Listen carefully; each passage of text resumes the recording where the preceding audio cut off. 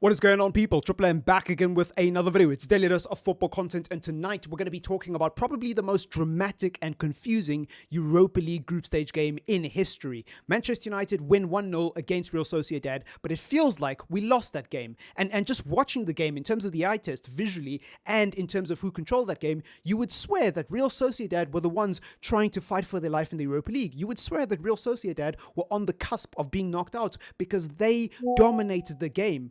Wave after wave of attack. They controlled possession. They had the attacking initiative, and they showed Manchester United how you control a game of football. Meanwhile, Manchester United were sitting very deep. Manchester United were playing on the counter. Manchester United looked like the team that wasn't in a position needing to win. It makes absolutely no sense. Now, in terms of how we set up, it was a 4-2-3-1 setup. And I say 4-2-3-1 because usually this season we've played a 4-3-3 with Eriksen playing a lot more advanced alongside Bruno and obviously having defensive responsibilities. But today he was playing very deep. It was very clear that he was in a double pivot with Casemiro. But that isn't the strange part. Manchester United's shape in the second half, I don't even know what to call this formation because Lindelof had been taken off. I think somebody went off due to injury or a little bit of a knock. Rashford had came on. Fred had came on, McTominay had also came on, Maguire came on, and he wasn't playing as a defender. He came on and immediately went to the other end of the pitch and stayed there for the duration of the game. Maguire played as a striker. Listen to that again. Maguire played as a striker for Manchester United Football Club. I don't even know how to describe what the tactical idea is. I guess he wanted us to play long ball and Maguire's good in the air, so 1 + 1 = 2, right? But the words can't describe how confused I am as a Manchester United fan tonight. I've got so many mixed emotions. And by the way, I'm not mad that we have to play an additional 2 games because I'm scared of Ajax or scared of Barcelona or scared of any team that's dropping down from the Champions League. It's about match fitness.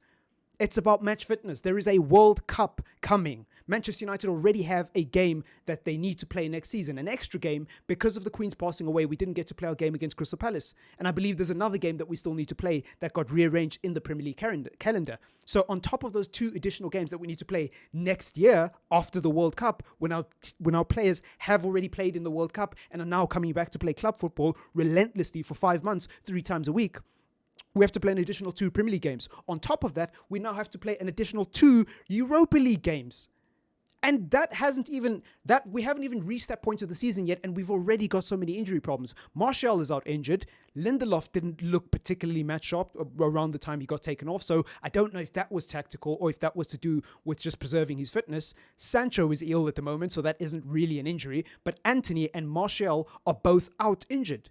And I'm not saying Anthony Martial, I mean Antony and Martial are both out injured.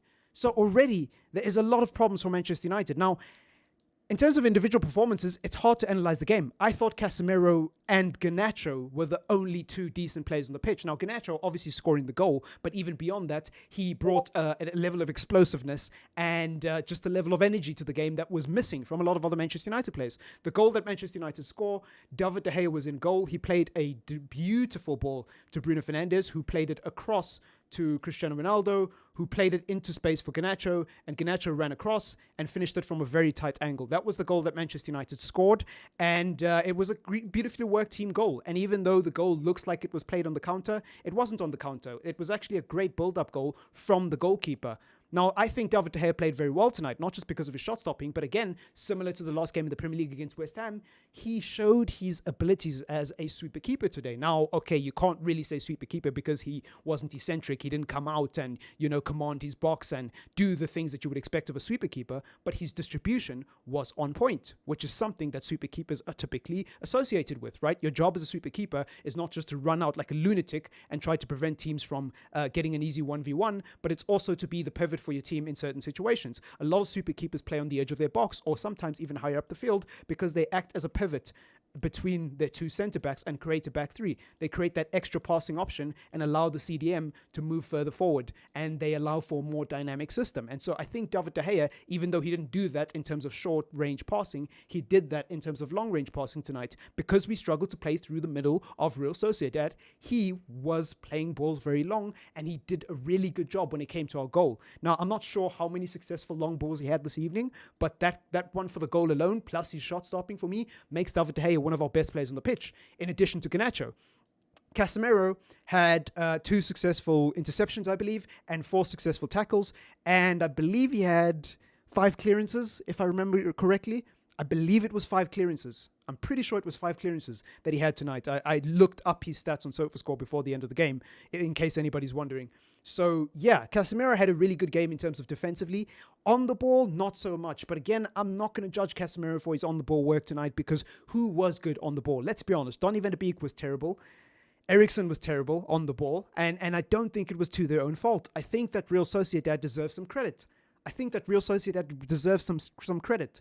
Not just because of the way they applied themselves and the way they conducted themselves. They showed up to a game against Manchester United and played football even though they didn't need to win. Real Sociedad were already top of the group, and barring a 2-goal margin, a 2-goal defeat, they were going to go through tonight top of the group regardless of what happened. They didn't need to play football, yet they did. And football fans have a propensity to over-analyze what their team did wrong and not give credit to the opposition, right? We have a natural inclination to say, oh, our team didn't play great, therefore that's why we lost. It's 100% our fault. No, give some credit to the opposition. They also did something to prevent you from playing between the lines and controlling the game. And that's exactly what Real Sociedad did. Their press was amazing. It wasn't intense. It wasn't, the press that you would associate with like Liverpool or something. It wasn't a Gergen press. It wasn't that intense, but they occupied the channels and they played a very high line when we were trying to build up. And that's all they needed to do. It was almost like a mid-block, because I wouldn't say it was like a high line or a low block. It was like a mid-block. It was somewhere in the middle. They were really good at just occupying the passing lanes for Manchester United and being annoying. In addition to that, they were very physical as well in the middle of the park. Tonight's game was probably one of the most physical games I've seen from a Spanish team. And I watch La Liga. Like, I don't watch it as much as I watch the Premier League, but La Liga is the league I watch the second most. And I've been enjoying watching La Liga games this season because I just think it's a different pace. It's a different mood. It's a breath of fresh air from the Premier League, right? It's a lot slower, a lot more technical. But tonight, they look like a Premier League team. They were very physical, very on it. And even towards the end of the game, they just looked like they were up for it. And I loved it. I loved every moment of it. If I was a neutral, I maybe would have been able to enjoy this game more and appreciate what just unfolded in front of my eyes, but I can't because I'm a United fan and I'm really upset that we have to play an additional 2 games. So, yeah. I'll probably make another video talking about this game more in depth and trying to analyze what exactly went wrong with Manchester United. But right now, I'm not in the emotional state to make any more constructive comments about the game. So I am going to end the video there.